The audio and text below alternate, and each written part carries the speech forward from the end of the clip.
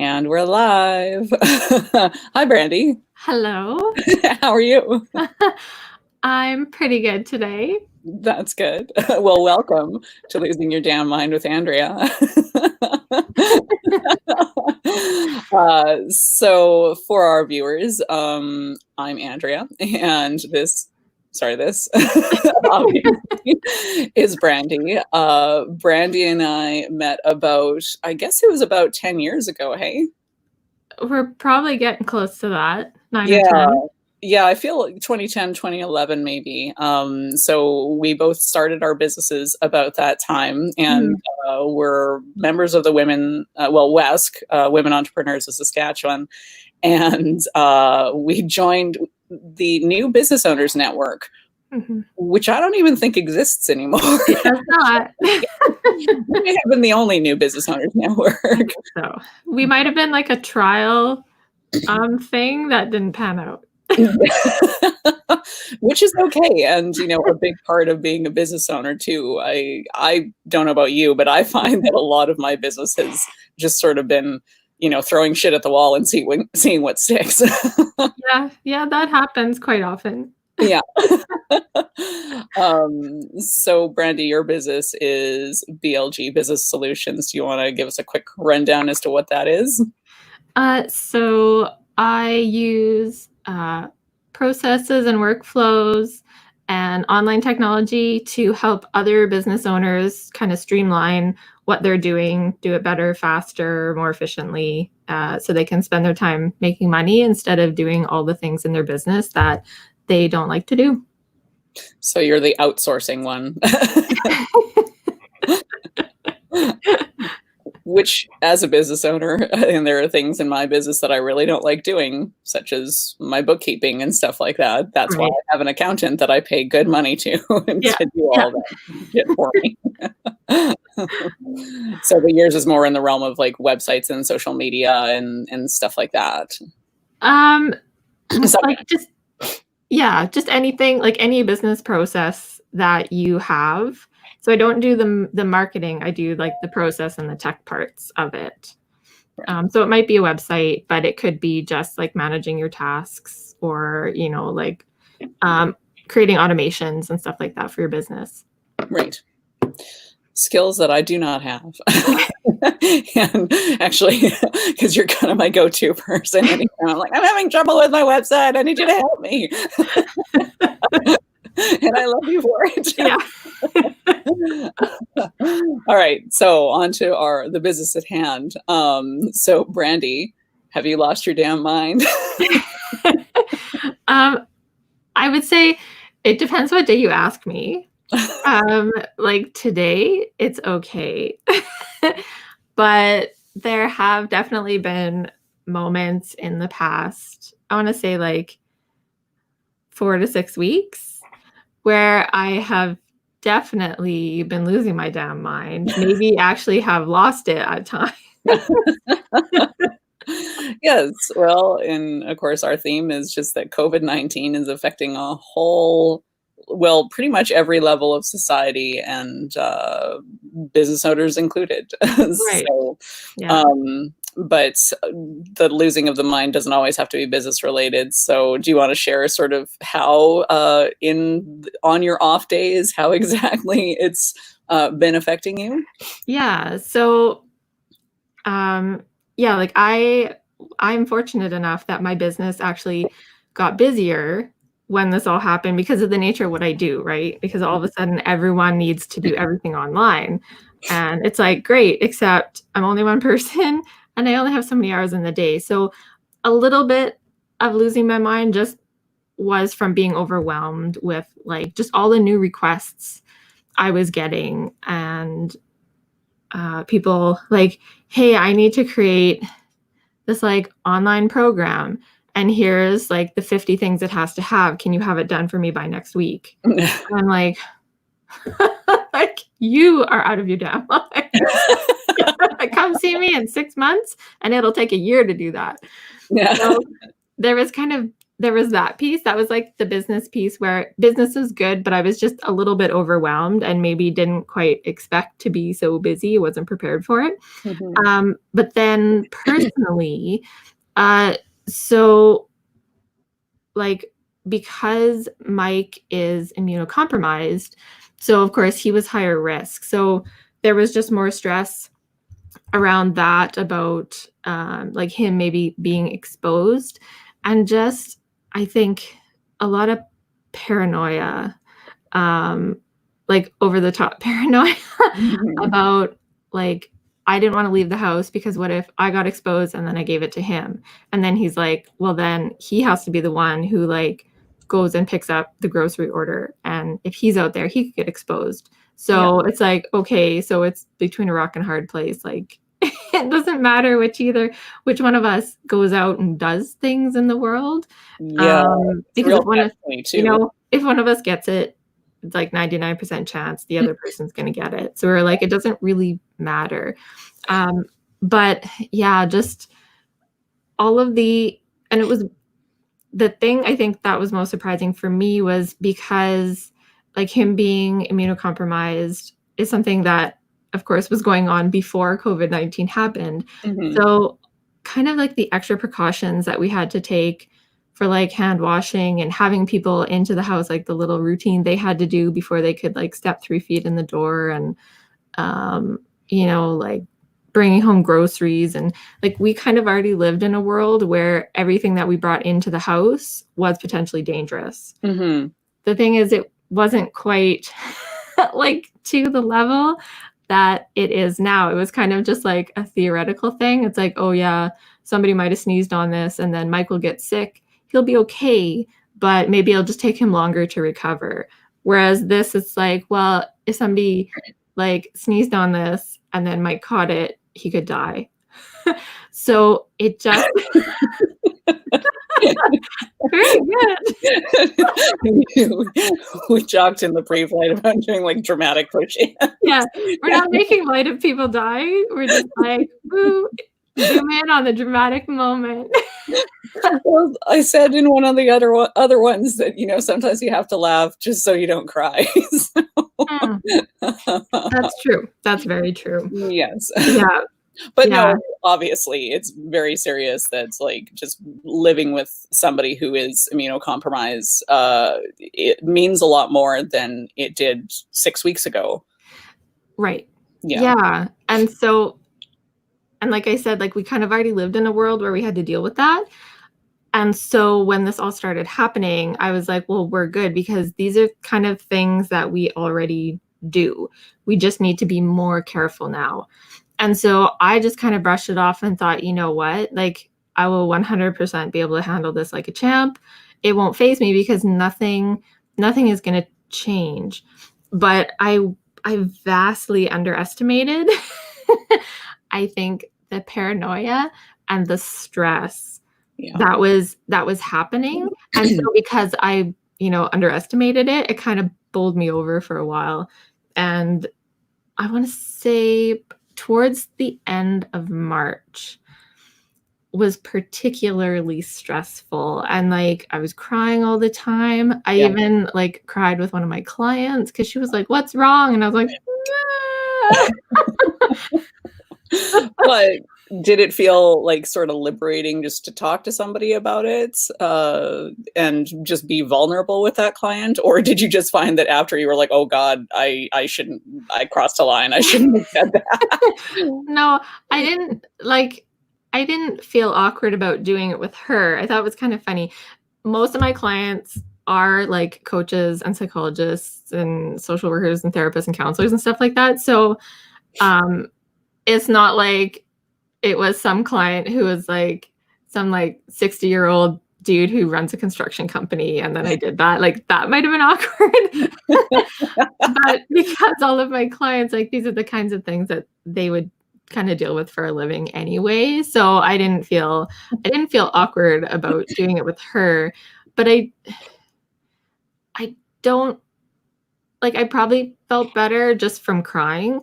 Yeah. But I'd been crying like off and on, and I don't I don't know. Like, I want to say, like, yeah, it was cathartic and I felt better, but I don't think it really had that much of an impact. Okay. So I know all So those people, everyone in talk therapy is like, what? yeah, I don't know. I do feel that sometimes it can be immensely cathartic. Like I've had so I guess I haven't actually told the story yet on here anyway, just in terms of the reason I'm not working right now is because I had to go on stress leave. So Mhm. having lost a parent back in November and like I was grieving in my own way about that for the last few months. But I feel in some ways I was able to kind of pick my times to grieve, like, or at least, you know, Right. I could get through the workday. And then if I was going to be sad, it was generally like when I'd be at home or with my boyfriend or whatever. And Mhm. like in a safe space, as it were. Right. And then as soon as this started ramping up and it was looking like, well, suddenly we had COVID-19 in Saskatchewan. And I was like, oh God, I'm working in a hospital part time. Right. Like that's ground zero. That's absolutely where I don't want to be. And I started having panic attacks at work. Actually, I couldn't focus on anything. I was miserable. I was crying in front of my coworkers and Mhm. just like at various points of the day, just kind of like having to go to the washroom just to be alone with all the thoughts that I was having. Yeah. And but I thought that we would be told to go home that because as a photographer a lot of the work that again we do like clinical work, so we're either working with patients who I don't want to do right now. Yeah. Not only for like them infecting me, but if I was like an asymptomatic carrier I wouldn't want to infect them because Exactly. Yeah. yeah. So so I had to talk to my family doctor. I was like, I can't deal with life right now. I Yeah. need to not be at work. Like you need to help me out. And so being home has been good for me in as much as like I feel like I'm in a safe environment. I don't feel actively threatened by my Right. environment. Yeah. Yeah. But then there's that whole, oh God, if I'm not going to be getting paid, how am I going to support myself? Yeah. And then how long is this going to last? And then like my business, like I don't even know about the business surviving Right. right now because yeah. So one of the therapists of the two that I'm working with right now was like, oh well, you know, this would be a good time. It's spring. You could just take your camera and go wander around, and it'd be very cathartic. And just, you know, it's a time of renewal and rebirth and all of that. And I was like, yeah, that's an idea. And then I got off the phone with her, and I was like, I'm not gonna do that. And I couldn't figure out why I had this, like, a real reticence to even touch my camera. Right. And talking to my boyfriend about it, he was like, "Well, you know that you do a lot of your work with people." And it's true, I'm not a landscape photographer, I'm a Right. portrait photographer. I do business portraits and families, and I love working with dogs. After all of this is done, if you want me to photograph a dog, please, please talk to me. I will absolutely do it for you. But yeah, I was like, "Oh yeah, that totally makes sense." But it's amazing that just in the moment at the time, I couldn't figure out that like the thing that I work with all the time was causing me this extra stress. Right. Yeah. So yeah, it's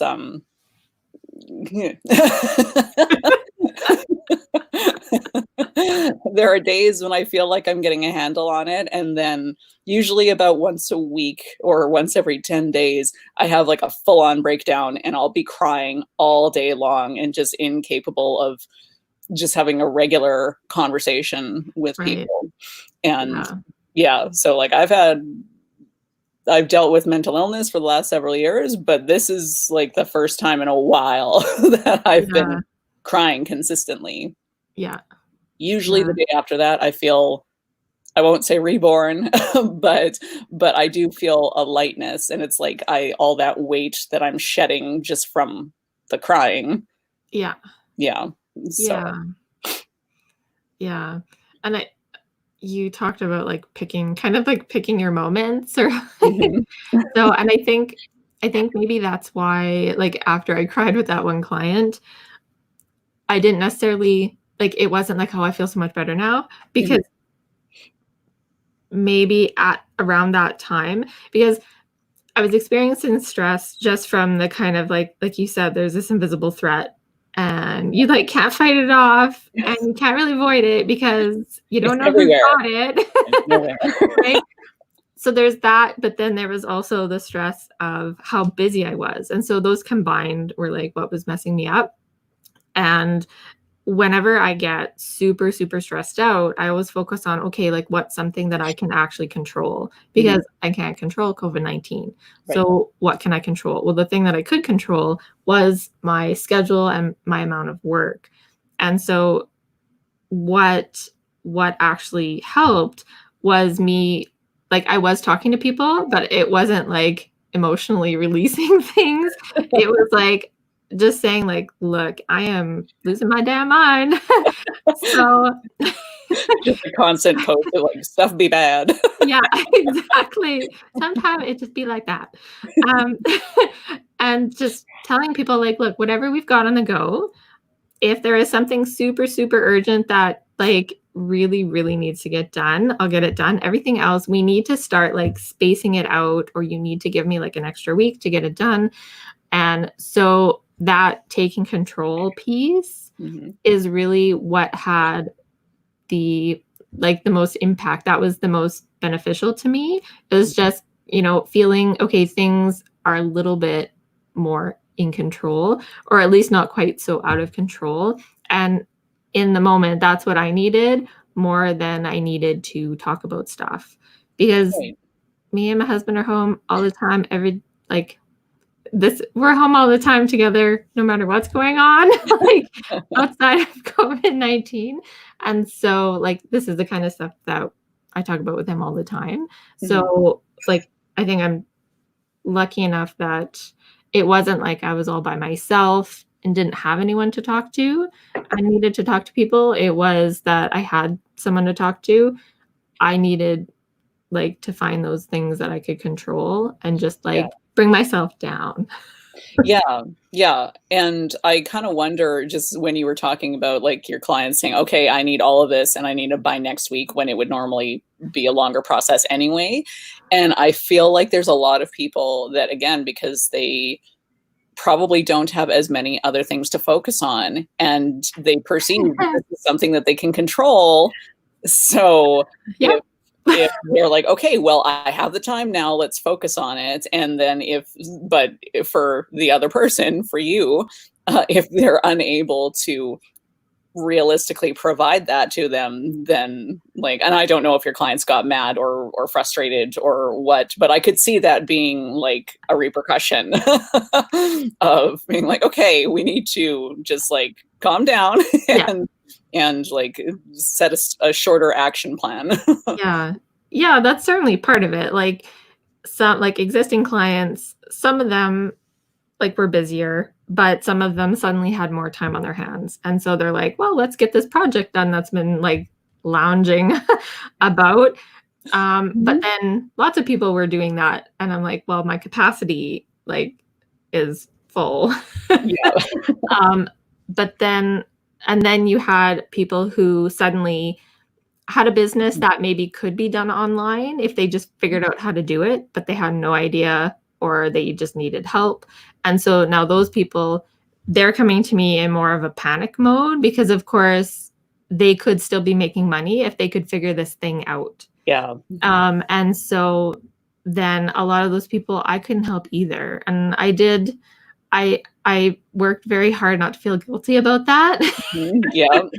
But I did probably offer up a little bit too much, like, free time and free advice and things that maybe were contributing to my stress, Oh, but, no, I'm probably one um, of those people. no. Oh god, I regret everything.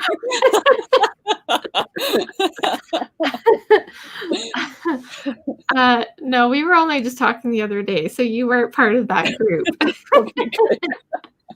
Um, yeah. So just trying to find the balance between, okay, like, because my nature is to want to help everyone, Yeah. but it's like, well, I have to take care of myself too. So just finding that balance between, okay, I can give you people this much free stuff, and then beyond that, I'm really sorry. Yeah, and I think that's often very common among business people because in Mhm. a fundamental way, like if you're in business, it's because you want to provide a service or a product to people and you want to like in simple terms, basically you want to help. Mhm. And I think that's why a lot of us, and like I remember Brandy and I were also both members of the Regina Women's Network and had been executive members of the board. And when I was with the Regina Women's Network, I noticed that as a board, we had a lot of us, we really did have a genuine desire to help, and we would volunteer for things, but Yeah. inevitably there would be some people who would ultimately end up having to bail out, like to not be on the board because it Yeah. was too much of a time commitment. And yeah, it's we have a common friend, Jill, who that's one of the things that she tells us, you have to be okay with saying no. And no, Mhm. and a lot of coaches and therapists and would say that's the key, that like it's okay to say no. They're not necessarily going to be mad at you for it, or if they are, that's their own Yeah. issue and you can't take that on. Yeah. So but yeah, it doesn't feel great when you tell somebody often and like, well, no, I can't help you. Yeah. There's nothing. Especially when you know that technically you could. Like if you could clone yourself or like pause time for a second, Yeah, you could help them. You could yeah, potentially solve all their problems, but it's yeah, like if I do that, I'll for sure have a mental breakdown. yeah. So Or like no equals no because I'm about to have a mental breakdown. If yeah, I help you, I'm really sorry. or even when it comes down to like somebody approaching me and saying, "Hey, I hear you're a photographer. Like, what are your rates?" And when I say, "Oh, well, it costs $350 for a session," and then they're like, "Oh, I was thinking it was going to be like $50," and it's partly an education thing Yeah. with the clients, but it's also like I mean, just because they can't pay my rates, it doesn't mean that I don't want to work with them. It's just that I have a studio to pay for. I have software that I have to pay for, and I need to make a living, and I need to not just be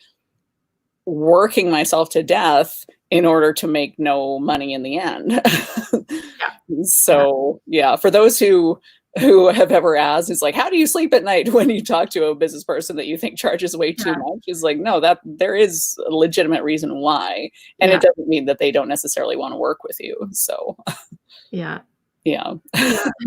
It's like, how do you sleep at night? Well, with a roof over my head, in a real bed with, like, furnace and or air conditioning running. And my bills paid. Yeah.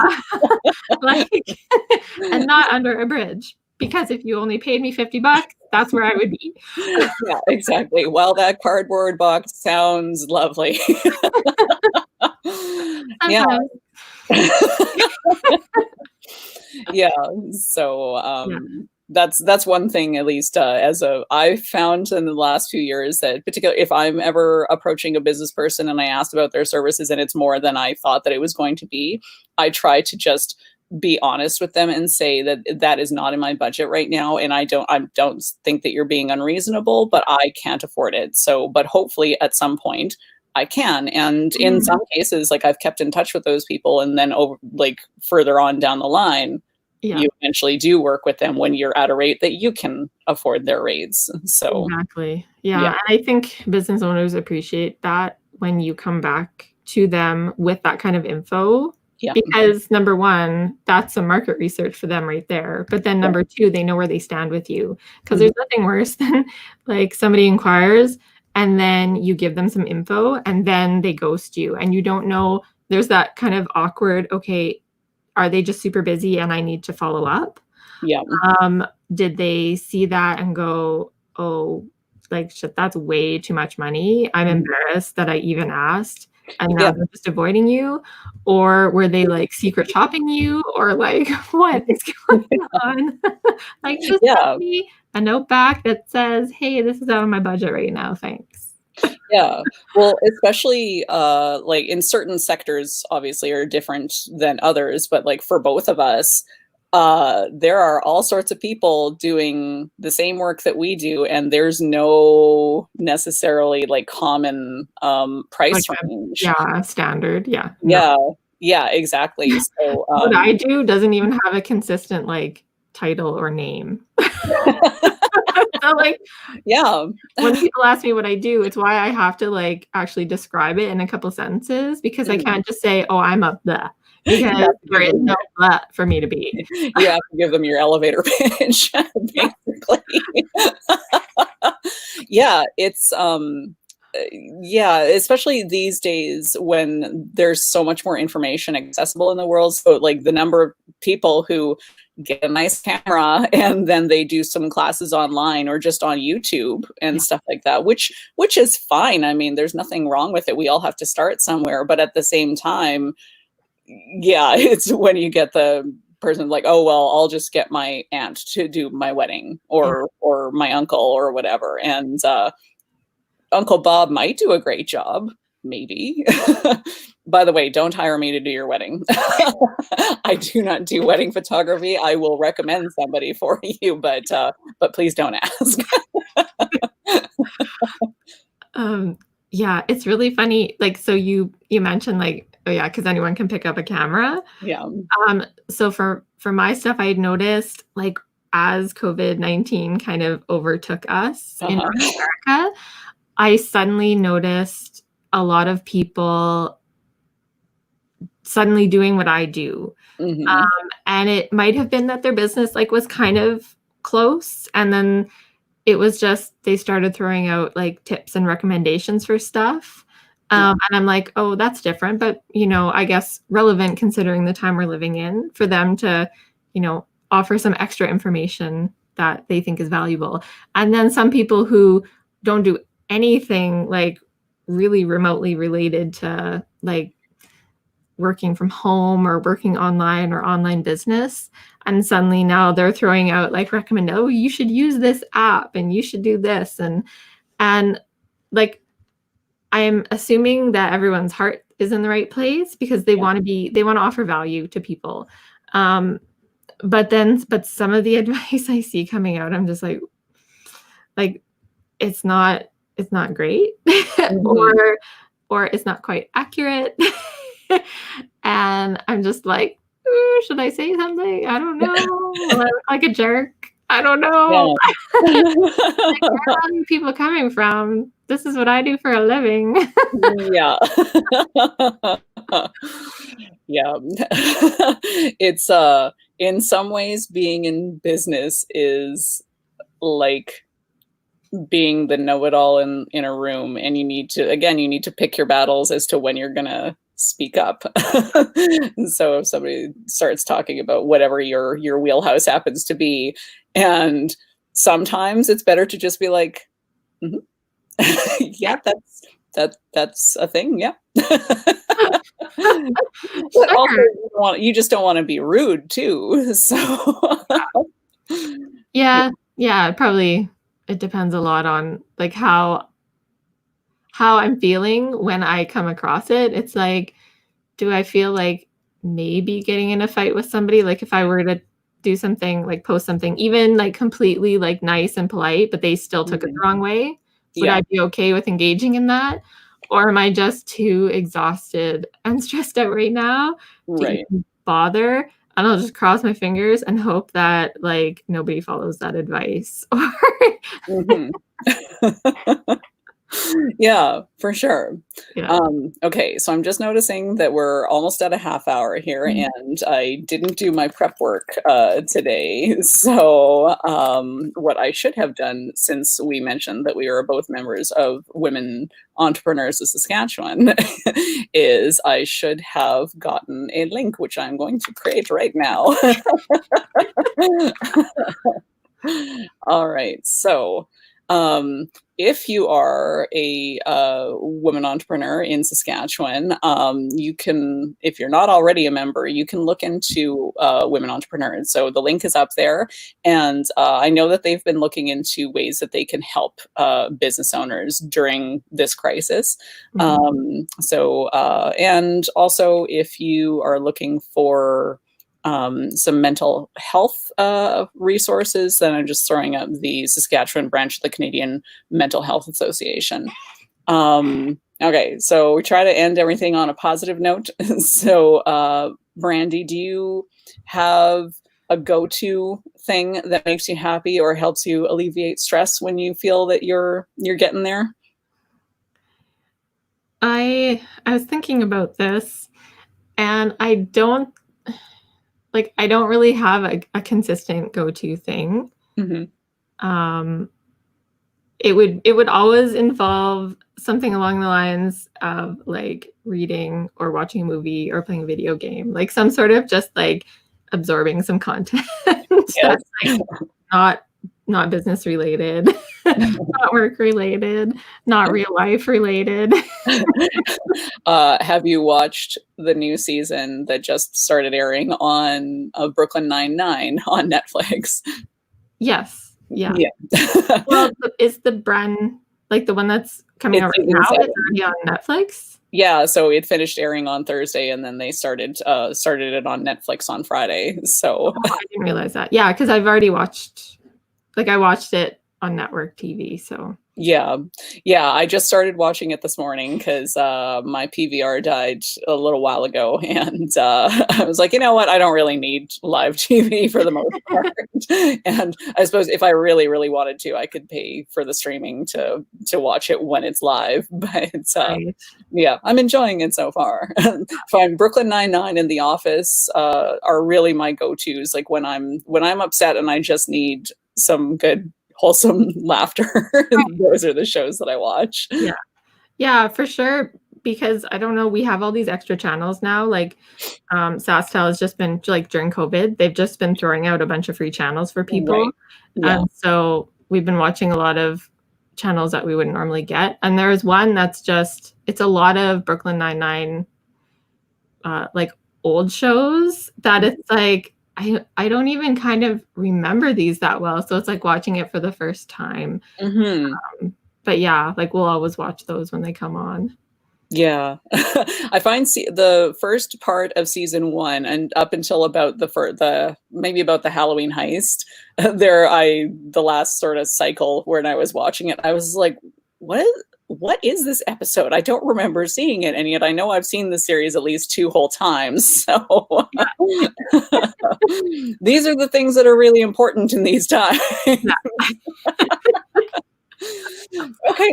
All right. Well, thank you for being my guest today, Brandi. And I hope that you and Mike continue to to fare well in this whole pandemic crisis.